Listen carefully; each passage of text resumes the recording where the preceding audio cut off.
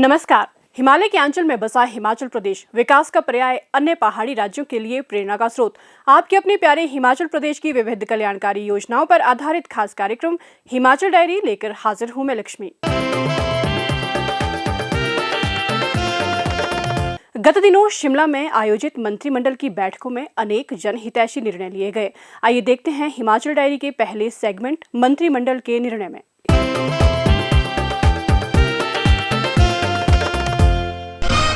मुख्यमंत्री ठाकुर सुखविंदर सिंह सुक्खू की अध्यक्षता में 28 जुलाई को आयोजित प्रदेश मंत्रिमंडल की बैठक में राज्य में आपदा प्रभावित परिवारों के लिए विशेष राहत पैकेज प्रदान करने का निर्णय लिया गया। इस पैकेज के अंतर्गत पूर्ण रूप से क्षतिग्रस्त मकान के लिए दी जाने वाली 1,30,000 रुपए की सहायता राशि को बढ़ाकर 7 लाख रुपए, आंशिक रूप से क्षतिग्रस्त मकान के लिए 12,500 रुपए की राशि को बढ़ाकर 1 लाख रुपए तथा क्षतिग्रस्त दुकान अथवा ढाबे के लिए दी जा रही 10,000 रुपए की राशि को भी बढ़ाकर 1 लाख रुपए किया गया। गौशाला के क्षतिग्रस्त होने पर अब 10,000 रुपए के स्थान पर 50,000 रुपए और किराएदारों को सामान की हानि पर 50,000 रुपए तथा मकान मालिक को 70,000 रुपए की सहायता दी जाएगी। बड़े दुधारू पशुओं की हानि पर अब 37,500 रुपए की बजाय 55,000 रुपए प्रति पशु की दर से मुआवजा दिया जाएगा, जबकि बकरी, सुअर, भेड़ व मेमने की नुकसान पर दी जाने वाली राशि 4,000 रुपए से बढ़ाकर 9,000 रुपए प्रति पशु कर दी गई है। पूरी तरह क्षतिग्रस्त पॉली हाउस के लिए 25,000 रुपए और मकान से गाद हटाने के लिए 50,000 रुपए की सहायता दी जाएगी। कृषि व बागवानी भूमि के नुकसान पर मुआवजा 3,900 रुपए प्रति बीघा से बढ़ाकर 10,000 रुपए प्रति बीघा कर दिया गया है। गाद हटाने के लिए सहायता 1,500 रुपए प्रति बीघा से बढ़ाकर 6,000 रुपए प्रति बीघा की गई है। फसल नुकसान पर मुआवजा 500 रुपए प्रति बीघा से बढ़ाकर 3,000 रुपए प्रति बीघा कर दिया गया है। बैठक में राजीव गांधी वन संवर्धन योजना को स्वीकृति दी गई, जिसका उद्देश्य समुदाय आधारित दृष्टिकोण से वनों के संरक्षण और विकास को सुदृढ़ करना है। यह योजना राज्य में 5 वर्षों में 100 करोड़ रुपए की लागत से लागू की जाएगी। इसमें महिला मंडलों, युवक मंडलों, स्वयं सहायता समूहों और अन्य पंजीकृत सामुदायिक समूहों को वनीकरण गतिविधियों में शामिल किया जाएगा। बैठक में हिमाचल प्रदेश नगरपालिका चुनाव नियम 2015 में संशोधन को स्वीकृति दी गई, ताकि चुनावों के दौरान आ रही व्यावहारिक कठिनाइयों को दूर किया जा सके। नियम 9 में वार्डों के अंतिम प्रकाशन के लिए एक मानक प्रारूप लागू किया गया।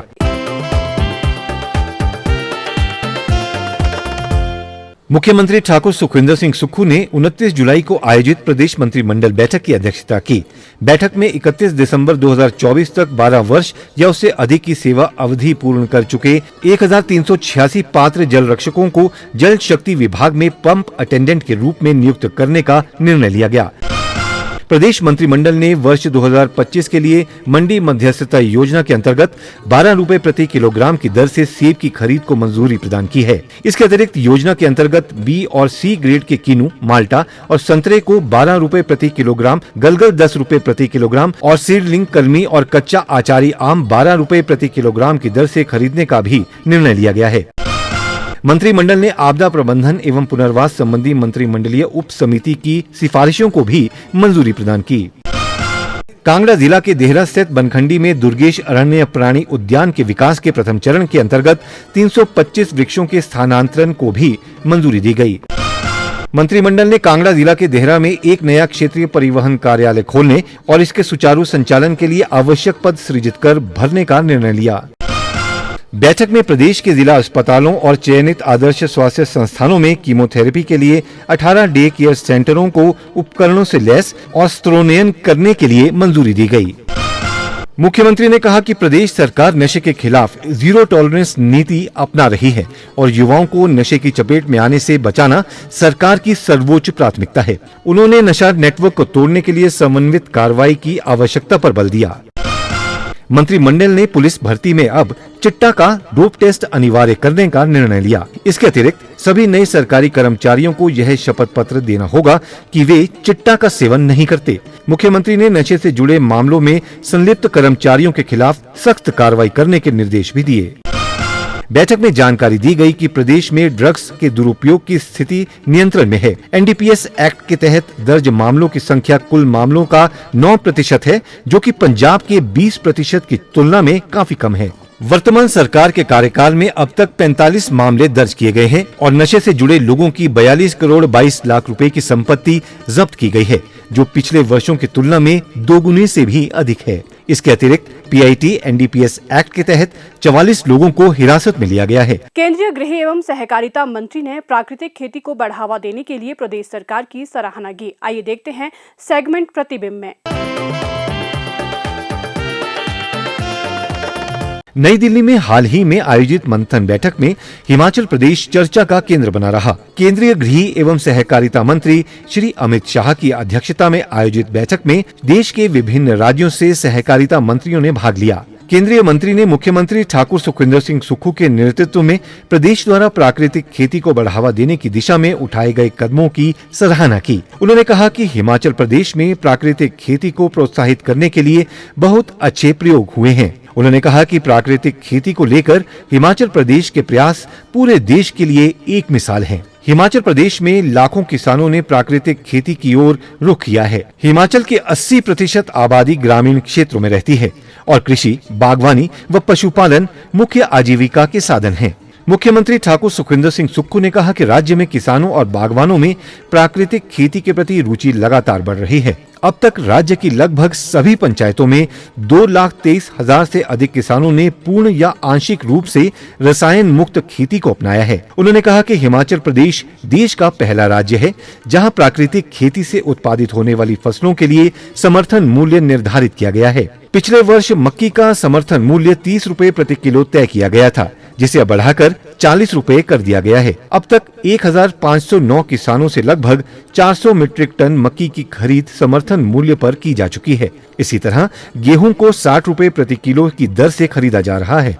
सरकार ने प्राकृतिक तरीके से उगाई गई कच्ची हल्दी के लिए 90 रुपए प्रति किलो समर्थन मूल्य की घोषणा की है, जिसे हिमाचल हल्दी ब्रांड के तहत प्रसंस्कृत कर बाजार में बेचा जाएगा। राज्य सरकार ने चरणबद्ध तरीके से 9,61,000 किसानों को प्राकृतिक खेती से जोड़ने का लक्ष्य रखा है। एक अन्य महत्वपूर्ण पहल के तहत चंबा जिले के पांगी उपमंडल को राज्य का पहला प्राकृतिक खेती उपमंडल घोषित किया गया है।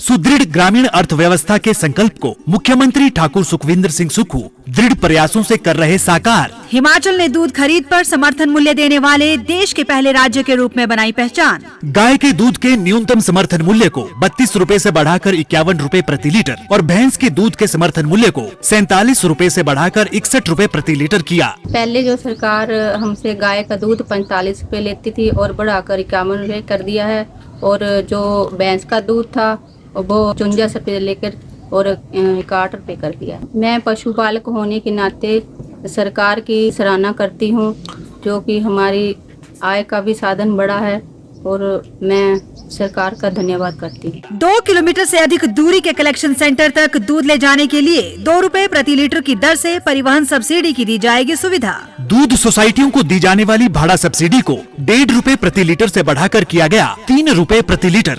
10,73,27,000 रुपए से कांगड़ा, मंडी, शिमला, सिरमौर और सोलन जिले में डेयरी क्षेत्र का किया जाएगा विकास। नाहन, नालागढ़, मौल और रोहडू में 20,000 लीटर प्रतिदिन क्षमता के नए 4 संयंत्र और 2 मिल्क चिलिंग सेंटर ऊना और हमीरपुर में किए जाएंगे स्थापित। मिल्क फेड में दूध की खरीद कार्य को पूरी तरह से किया जाएगा डिजिटल। किसानों के मान, सम्मान और स्वाभिमान का रखा जा रहा ख्याल सरकार की योजनाओं से खुल रहे हैं उनके लिए खुशहाली के नए द्वार। मुख्यमंत्री ने शिमला में पत्रकारों को संबोधित करते हुए विभिन्न मुद्दों पर बातचीत की। आइए देखते हैं सेगमेंट प्रतिबिंब में। मुख्यमंत्री ठाकुर सुखविंदर सिंह सुक्खू ने शिमला में पत्रकारों से प्रदेश के विभिन्न विषयों पर बातचीत करते हुए कहा, हम लोग स्वराज के प्रभावित परिवारों के लिए हैं, आपदा प्रभावित परिवारों के लिए। जिस परिवार का, जिस बूढ़ी माता का, जिस परिवार के किसी गरीब व्यक्ति का घर बह गया है, उसको हमारी सरकार बसाएगी। जिसकी गौशाला चली गई है, बह गई है, उसको हमारी सरकार बचाएगी। उस घर के अंदर बर्तन, कपड़े और जो भी वहाँ बह गया, उसके लिए भी हमारी सरकार उनको आपदा राहत पैकेज में मदद करेगी। गायें अगर उस आपदा में बह गई है, उस गाय का मूल्य दिया जाएगा। अगर कोई और पशु, भेड़, बकरी बह गई, उसका मूल्य दिया जाएगा। ये सब आपदा प्रभावित परिवार जो सिराज में अत्यधिक नुकसान है, उन परिवारों के लिए हम करने जा रहे हैं। इतने आपदा प्रभावित परिवार हिमाचल प्रदेश में पिछले कुछ समय से आपदा को सहन कर रहे हैं। हमारी सरकार उनके प्रति गंभीर है। मुख्यमंत्री ने बनखंडी अरण्य वन्य प्राणी उद्यान के प्रथम चरण का कार्य दिसंबर तक पूरा करने के निर्देश दिए। आइए देखते हैं सेगमेंट प्रतिबिंब में। मुख्यमंत्री ठाकुर सुखविंदर सिंह सुक्खू ने वन विभाग को कांगड़ा जिले के उपमंडल स्थित दुर्गेश अरण्य वन्य प्राणी उद्यान बनखंडी के निर्माण कार्य में तेजी लाने के निर्देश दिए। उन्होंने कहा कि इस परियोजना के प्रथम चरण का कार्य हर हाल में दिसंबर 2026 तक पूरा किया जाना चाहिए। मुख्यमंत्री ने शिमला में परियोजना की प्रगति की समीक्षा करते हुए कहा कि इस उद्यान में विश्व स्तरीय सुविधाएं उपलब्ध होंगी और कांगड़ा जिला पर्यटन का मुख्य आकर्षण का केंद्र बनेगा। उन्होंने कहा कि इस उद्यान में 3 पार्किंग स्थल, फूड कोर्ट, रेस्टोरेंट तथा पर्यटकों के लिए अन्य आवश्यक सुविधाएं विकसित की जाएंगी। यह उद्यान 233 हेक्टेयर क्षेत्र में फैला होगा, जिसमें शेर व बाघ सफारी के साथ साथ विभिन्न वन्य प्राणियों और पक्षियों के लिए विशेष बाड़े बनाए जाएंगे। मुख्यमंत्री ने अस्पताल में प्रशासनिक भवन, दूसरी पार्किंग, ऑपरेशन थिएटर, डायग्नोस्टिक भवन, क्वारंटीन क्षेत्र, कमिश्नरी क्षेत्र, शौचालय ब्लॉक और भूमिगत जल टैंकों से संबंधित निविदाएं शीघ्र आमंत्रित करने के निर्देश भी दिए।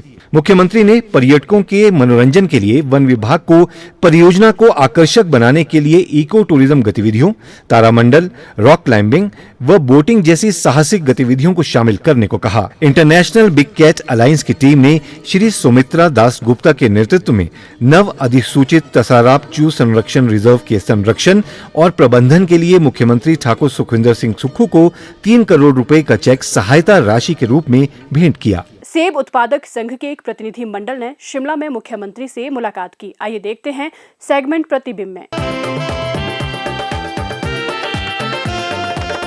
सेब उत्पादक संघ के एक प्रतिनिधि मंडल ने शिमला में मुख्यमंत्री ठाकुर सुखविंदर सिंह सुक्खू से भेंट कर उन्हें संघ की विभिन्न मांगों और समस्याओं से अवगत करवाया। मुख्यमंत्री ने प्रतिनिधि मंडल की सभी मांगों पर सहानुभूतिपूर्वक विचार करने का आश्वासन दिया। उन्होंने कहा कि प्रदेश सरकार किसानों, बागवानों और सेब उत्पादकों के साथ है और उनकी सभी समस्याओं का समाधान करने के लिए प्रतिबद्ध है। उन्होंने कहा कि सरकार पहले ही सेब उत्पादकों को राहत दिलाने के लिए सर्वोच्च न्यायालय का दरवाजा खटखटा चुकी है। ठाकुर सुखविंदर सिंह सुक्खू ने कहा कि सर्वोच्च न्यायालय के आदेशों के बाद सेब उत्पादकों के एक भी पेड़ को काटने नहीं दिया जाएगा। करसोग तथा कुल्लू घाटी में न्यायालय के आदेश के उपरांत हुई कथित पेड़ कटान की जांच के लिए वन विभाग को निर्देश दिए गए हैं।